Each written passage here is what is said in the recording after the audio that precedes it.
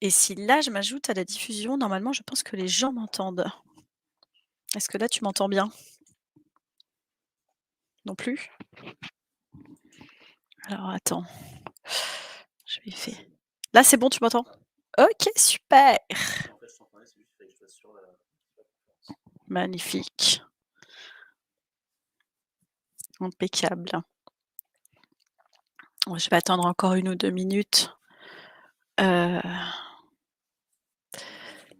voir s'il y a des gens qui nous rejoignent.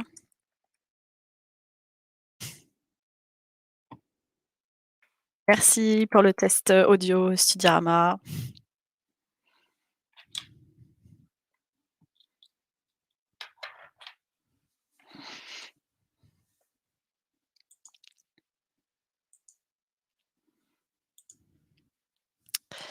Donc je vois, pour ceux qui viennent d'arriver, vous voyez ma diapositive, vous me voyez et moi je vois le chat, donc n'hésitez pas à me poser des questions à n'importe quel moment, je peux m'interrompre pour vous répondre, s'il y a quelque chose qui est pas clair ou quelque chose qui vous intéresse ou une question personnelle sur la licence, sur les jeux vidéo, sur les formations aux jeux vidéo.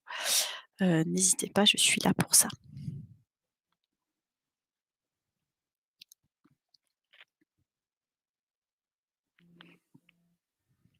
Ça pipe.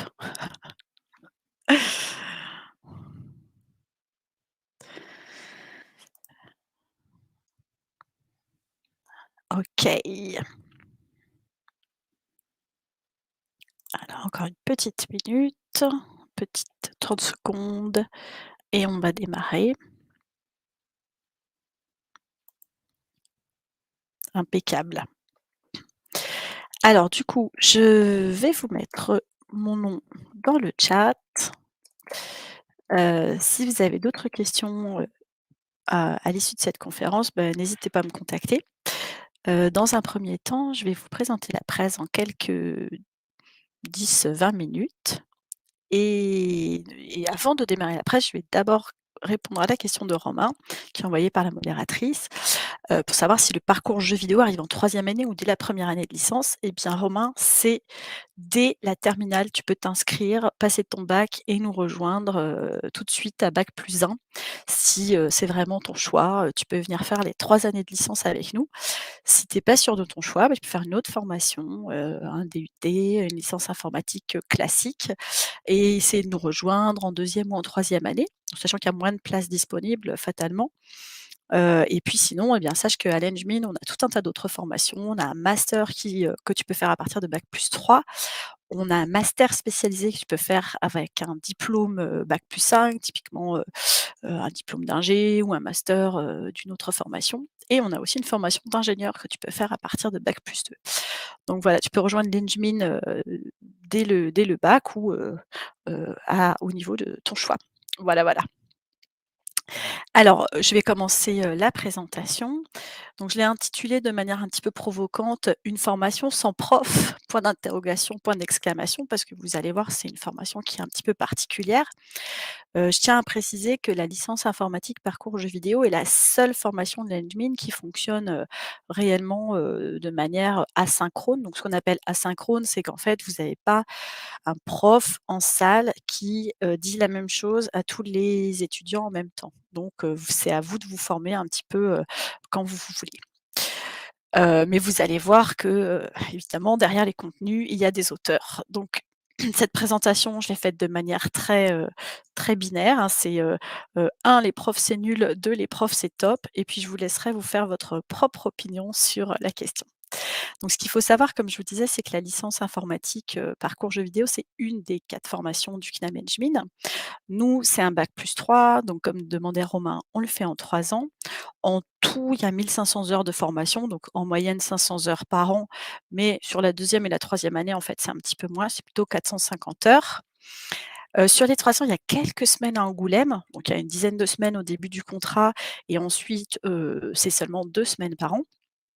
Mais en fait, c'est, une formation qui est en apprentissage et l'apprentissage, ça veut dire que vous êtes avant tout formé dans votre studio de jeux vidéo ou studio multimédia, studio de réalité virtuelle, par exemple, au sens large. Donc voilà, c'est vous allez surtout apprendre en faisant et évidemment, il faut être prêt à travailler, heu et à être salarié, donc arriver à l'heure au travail et à faire ce que votre patron va vous demander, moyennant salaire, bien sûr. Donc ça, c'est super important, c'est, l'apprentissage. C'est assez long parce que 3 ans, vous êtes pas sûr à 100 de l'entreprise que vous allez rejoindre. Vous êtes pas sûr non plus de qui va vous piloter, qui va être votre manager, quelles vont être ses compétences exactement, qu'est-ce qu'il va pouvoir vous apprendre. Mais normalement, les entreprises, comptent sur vous pour développer vos talents au fur et à mesure du contrat, apporter de la bonne humeur dans l'équipe. Vous leur coûtez pas très cher puisqu'ils ne payent pas de charges sur le salaire. Ça dépend de votre âge, mais voilà, en général, vous coûtez pas très cher. C'est assez simple de vous embaucher. Donc pour, les entreprises, on va dire, c'est une sorte de pré-embauche. Ils vont vous former et puis ils espèrent qu'à la fin des 3 ans, vous arrêterez les études et puis vous resterez travailler à temps plein, chez eux. Ça, c'est un peu l'idée. Alors, les profs, c'est surfait. Donc comme je vous disais, thèse, antithèse. Heu, Qu'est-ce que c'est qu'une formation sans prof? Est-ce qu'on a vraiment besoin des profs pour se former? Alors nous, on vous répond non et donc ce qu'on vous propose, c'est de vous dire, bah, voilà, vous avez, un environnement numérique de formation. Donc ici, vous voyez le tout 1er cours des 3 ans, qui est le cours de programmation C# donc qui est un langage de programmation que normalement vous n'avez pas vu au lycée, puisqu'en général vous avez fait un peu de Python et parfois un peu d'autres langages, mais voilà, le C# en général vous l'avez pas vu. Et puis, bah, vous voyez que là, la prof, donc Emma, elle a créé un cours, qui est un site internet, et qu'à chaque fois elle vous propose des petits exercices, des petits défis, elle vous met des corrections. Elle a aussi conçu des quiz, hein, des QCM pour que vous puissiez tester, si vous avez bien compris les cours. Et donc, vous allez les faire et au fur et à mesure que vous faites les contenus et ben, tchac, tchac, tchac, vous pouvez cocher, sur l'interface, heu, pour voir où vous en êtes. Alors, on a une question de Paul sur, savoir si le CNAM aide à trouver une entreprise d'accueil pour les 3 années d'apprentissage. Donc bien sûr, là, je ne sais pas si vous voyez est-ce que vous voyez mes cernes? Voilà, on arrive à la fin de la campagne de placement. On a beaucoup donné pour la cause, donc on vous aide, avec tout notre cœur et vraiment, du mieux qu'on peut. Ça suffit pas toujours sur, 27, apprentis, en première année. Là, on en a encore 4 qui cherchent encore, donc on en a que 23 qui ont trouvé.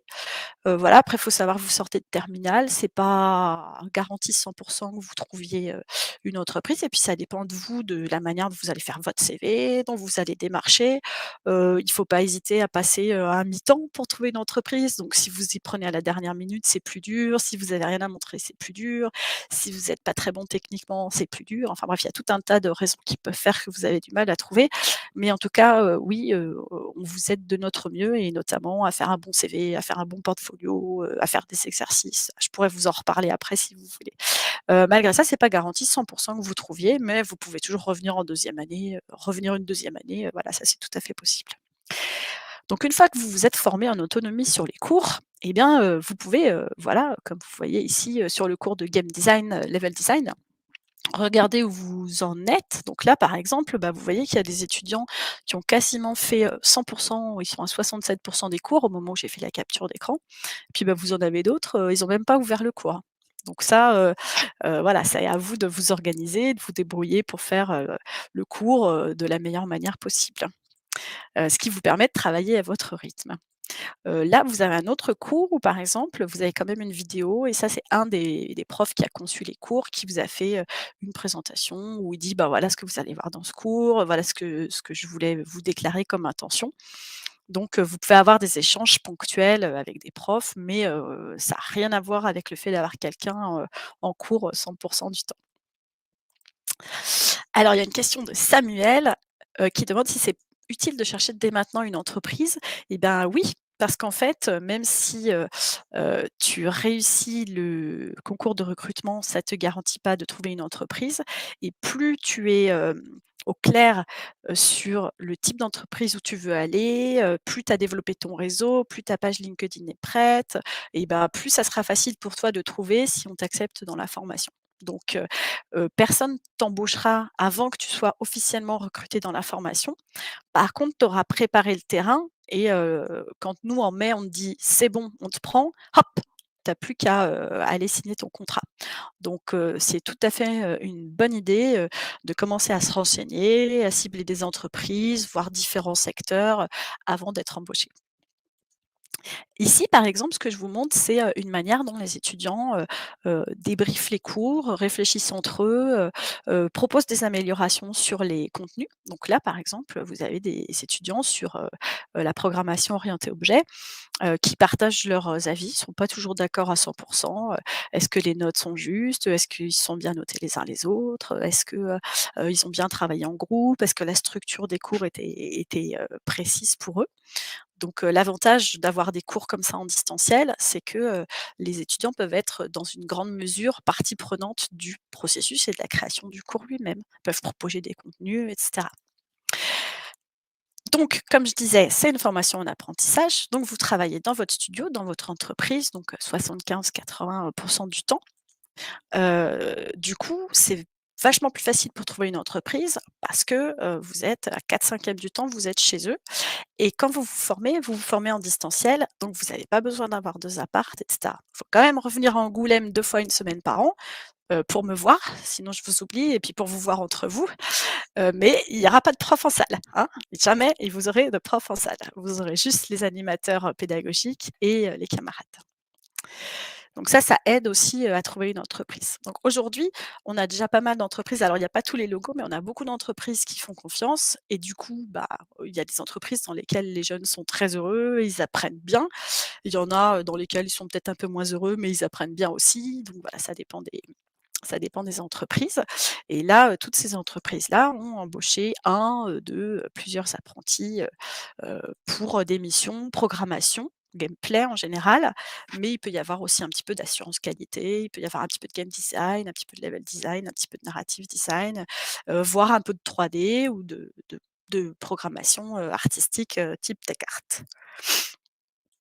art. Ici, par exemple, vous avez Enzo, il y a 2 ans, qui était apprenti, en première année. Donc il faut savoir que là, heu, on va juste, diplômer notre toute première promotion en septembre. Donc ça fait 3 ans seulement qu'on a ouvert et là, vous avez Enzo, il est en train de présenter des projets qu'il a fait en entreprise à, l'administrateur général du CNAM. Donc le CNAM, c'est une grosse, grosse université sur Paris dont on dépend, dont le l'Engmin dépend. Et donc, voilà, nous, dans la formation, on a la capacité, d'apprendre des choses sur les cours, mais on apprend aussi beaucoup de choses sur les entreprises. Donc ça, c'est intéressant aussi. Alors, il y a une question de Johanna pour savoir si c'est pas difficile de ne pas avoir de cours physiques avec un prof. J'ai peur de décrocher toute seule derrière mon écran.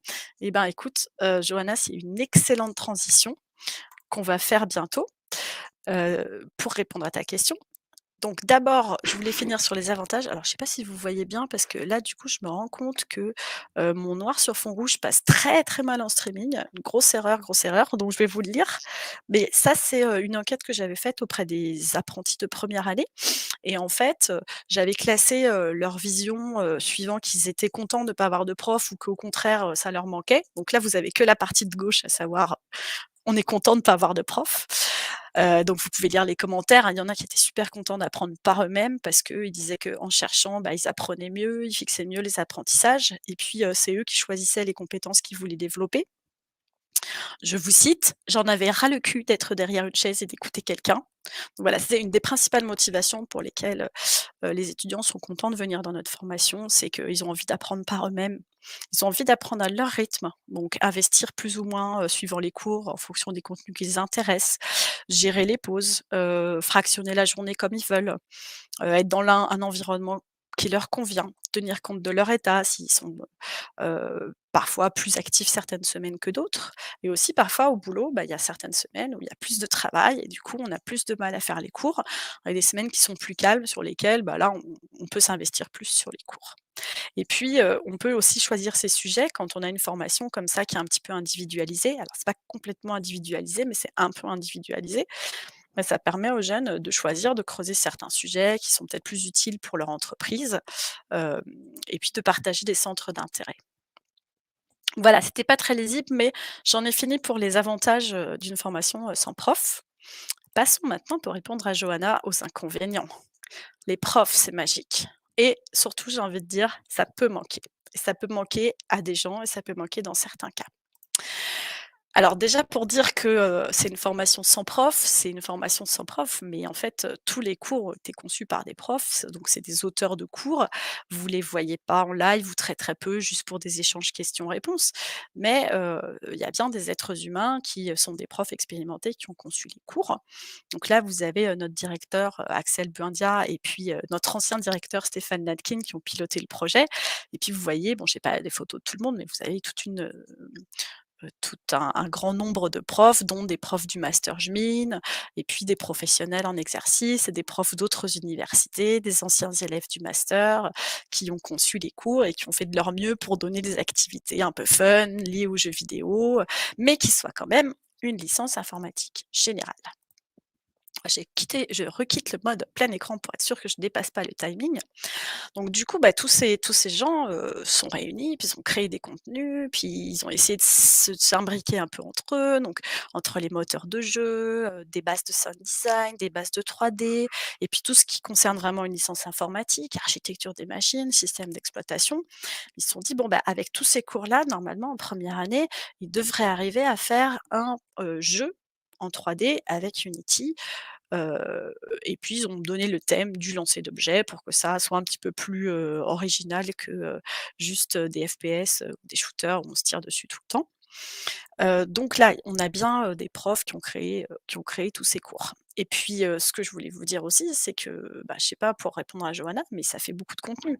C'est-à-dire que c'est pas juste, 3 petits MOOC, de 30 heures. C'est-à-dire que ça représente plusieurs centaines d'heures de travail à faire soi-même, en se motivant pour faire, le travail et si vous motivez pas pour suivre les cours et valider les examens, bah, qu'est-ce qui se passe? Vous devez sortir de la formation, donc vous perdez aussi votre contrat en entreprise. Donc ça permet d'avoir une bonne motivation pour faire les cours. Mais je suis d'accord avec Johanna, c'est difficile, c'est pas facile. Pareil en deuxième année. En deuxième année, on franchit encore un pas, en ce qui concerne la programmation. On attaque le C++ et j'ai Florent qui est juste à côté de moi, qui est bien placé pour dire que c'était super difficile. On a la programmation mobile, on a de la prog réseau, on va plus loin en 3D et en son et puis, on a aussi, un nouveau moteur de jeu qui s'appelle Unreal et puis, on nous demande de faire un jeu, qui est assez technique dans lequel on doit mettre un PC et un mobile en réseau. Donc là, c'est pareil, il faut se motiver et puis surtout, il va falloir être capable de travailler en équipe puisque, bah, il va y avoir en fait, une personne qui va faire la partie Unreal, une autre le mobile, une autre le game design, et puis tout ça à distance, hein. Donc c'est pas du tout aussi facile que, dans les formations classiques de jeux vidéo où on enferme tout le monde dans la même salle, on mélange, une formation, de graphiste avec une formation de programmeur, histoire d'être sûr d'avoir plein de moyens techniques. Nous, c'est pas ça, c'est tout le monde se débrouille et s'organise même à distance. Donc c'est pas facile. Pareil pour l'année 3, on a des contenus qui sont toujours, côté licence informatique, base de données, sécurité informatique, traitement du signal, les shaders, un peu de maths, du marché et puis on a un gros défi, alors je ne l'ai pas marqué là, mais le défi de L3, c'est un jeu bac à sable dans lequel les étudiants peuvent ajouter un peu les contraintes qu'ils veulent et là, c'est pareil, il faut qu'ils se décident entre eux, qu'ils choisissent par rapport au cours de l'année qu'est-ce qu'ils ont envie de mettre comme contrainte? Et là, c'est sûr que, bah, si tu es assis tranquillement, si tu as l'habitude d'avoir été assis tranquillement dans ta chaise et qu'il y a un prof qui te dit: «Bah, voilà, écoutez-moi, faites ça, faites ci», bah, tu as pas besoin de gérer ton temps, tu as pas besoin de t'organiser, donc c'est fatalement, beaucoup plus difficile. Pareil, bah, les profs, ça peut manquer parce que, par exemple, qui c'est qui nous donne un avis sur notre devoir et savoir si on a bien fait les trucs, si on a bien configuré? Ici, là, vous voyez Cécile qui est en train de regarder un projet de première année de L1. Mais la plupart du temps, en fait, c'est les camarades qui vont vous noter les uns les autres et c'est eux qui vont faire des remarques et bah, ils ont pas forcément le même niveau qu'un professeur, donc ils vont faire les remarques du mieux qu'ils peuvent, mais vous aurez pas un avis, de prof. Par contre, vous pourrez toujours montrer évidemment à votre maître d'apprentissage ce que vous avez fait et avoir l'avis d'un professionnel sur votre travail. Alors je m'arrête pour une question de Jordan qui demande s'il pourrait accéder à cette formation avec un bac informatique en poche. Nous, on n'a pas de limite sur les bacs, donc on n'impose pas le bac général ou quoi que ce soit. Ça peut être plus difficile avec un bac technique, mais là, cette année, on en a qui ont trouvé leur entreprise, sans difficulté avec un bac, STI 2D si je me souviens bien. Donc voilà, j'ai envie de dire, tente le coup, tu peux essayer, hein. Donc là, voilà, bah, sans prof, qu'est-ce qui se passe? Les étudiants, ils se sont fait un Discord, ils ont fait un canal parcours, ils échangent, ils partagent des informations. Puis alors là, vous voyez, ils ont créé un canal qui s'appelle «Je suis perdu» parce que moi, c'est plus qu'est-ce qu'on a à rendre pour quand? Qu'est-ce qu'on doit faire avec qui? Parfois, c'est un peu compliqué parce que tout ça, c'est en ligne, donc c'est pas très incarné, on va dire.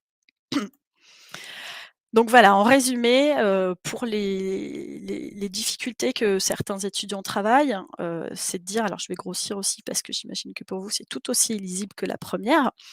re Bah, c'est bien d'être en autonomie, mais parfois, ça nous donne plus de travail parce que quand il y a un prof, bah, c'est lui qui fait les notes, c'est lui qui évalue et cetera. Alors que là, bah, comme il y a pas de prof, c'est nous qui nous notons les uns les autres.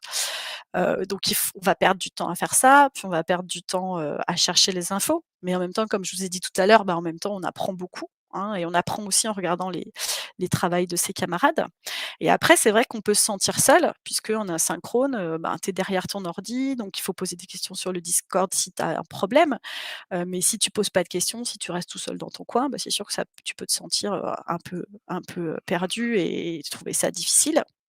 Donc tu peux toujours appeler, l'animateur, l'animatrice pédagogique, à l'aide, mais eux, ils savent pas forcément faire les devoirs pour toi. Donc si tu veux quelqu'un qui puisse répondre à une question technique, il faut compter sur tes camarades. Donc voilà, faut pas rester seul dans son coin, il faut essayer de toujours partager avec ses camarades parce qu'il y a pas de prof pour s'occuper de chacun individuellement. Et puis, respecter les règles. C'est vrai qu'en classe, il y a toujours quelqu'un qui dit: «Bah, voilà, faut arriver à telle heure, faut avoir fait tel boulot en tel temps, si tu parles trop fort, je te réprimande» et cetera.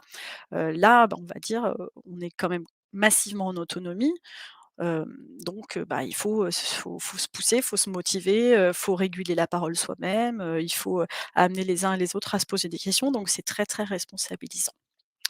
Voilà, voilà. Donc surtout si vous avez pris l'habitude d'écouter des profs sans trop réfléchir, là ça peut vous surprendre. Voilà, moi j'en ai fini avec les slides. Je voulais vous remercier, de m'avoir écouté et puis, heu, voilà, je ne sais pas ce que vous pensez au final. Est-ce que c'est bien ou est-ce que c'est pas bien une formation sans prof? Est-ce que ça peut vous convenir à vous ou est-ce qu'au contraire ça vous semble, trop, difficile?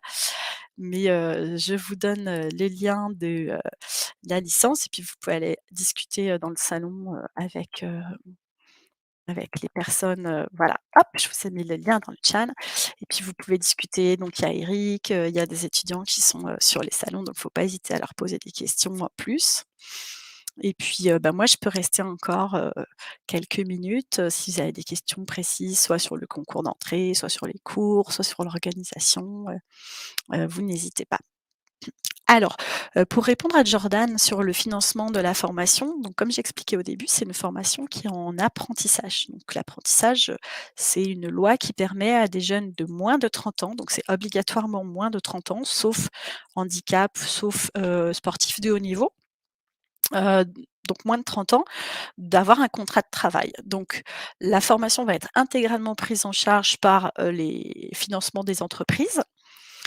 Donc les étudiants n'ont absolument rien à payer et ils perçoivent un salaire qui est un pourcentage du SMIC, donc de mémoire, c'est 43 quand on a 18 ans, quelque chose comme ça. Donc ça doit faire 720 brut et puis, ça augmente au fur et à mesure des années, donc en première, deuxième, troisième année et au fur et à mesure de l'âge. Donc il y a pas besoin de financement Pôle emploi, CPF puisque c'est déjà pris en charge par les financements, des entreprises. Donc rien à payer et un salaire. Donc ça vaut le coup de travailler un peu, j'ai envie de dire, plutôt que de devoir prendre, des crédits pour des formations à 10 000 €. C'est vrai que ça demande plus de travail, mais c'est, financièrement très avantageux. Alors avec quelles entreprises a-t-on des partenariats et en quoi consistent ces partenariats? Demande Philippe. Hem, les entreprises qu'on appelle partenaires, en fait, sont plutôt des entreprises avec qui on a, une bonne relation, soit parce qu'ils interviennent dans nos formations, soit parce qu'ils nous ont déjà pris des apprentis, soit parce qu'ils connaissent bien et qu'ils soutiennent l'école, comme on est une école publique et on est la seule école publique de jeux vidéo de France. Donc, ces entreprises qui nous soutiennent ou qui nous versent de la taxe d'apprentissage, voilà, il y a différents types de relations. Il y a des entreprises qui se déplacent aussi directement pour recruter, mais plutôt nos élèves de master, hein, qui sont en fin de parcours. Donc, la liste des entreprises, on va dire partenaires, mais il y a pas un partenariat, qu'est-ce que je veux dire? C'est pas un partenariat, écrit, mais voilà, je vous donne le lien. Là, vous pouvez voir, j'ai montré des logos tout à l'heure. Vous pouvez voir, des exemples d'entreprises. Évidemment, il faut toujours de plus en plus d'entreprises puisque, voilà, j'ai envoyé le lien. Vous verrez tout en bas, il y a des noms d'entreprises. Comme c'est des contrats de 3 ans, n'est-ce pas? Et que les entreprises, ont pour but d'embaucher, les élèves à la fin des études, eh bien, il faut, qu'on continue à engranger, des entreprises partenaires, jusqu'à avoir, plus de places en entreprise que d'apprentis. Mais voilà, pour le moment, c'est pas le cas. Hem, donc, il y avait une question plus tard que juste après le bac. C'est ça, hein? Alors pardon, j'en ai loupé, désolée. Alors pardon, la question de Sven, c'est ça? Non, la question de Samuel. Ouh là là, il y a un spam, alors je remonte. Sur la question de, Elliot. Est-ce qu'on peut faire le master jeux et médias interactifs après avoir fait la licence? Donc bien sûr, nous, on va spontanément vers la spécialité programmation.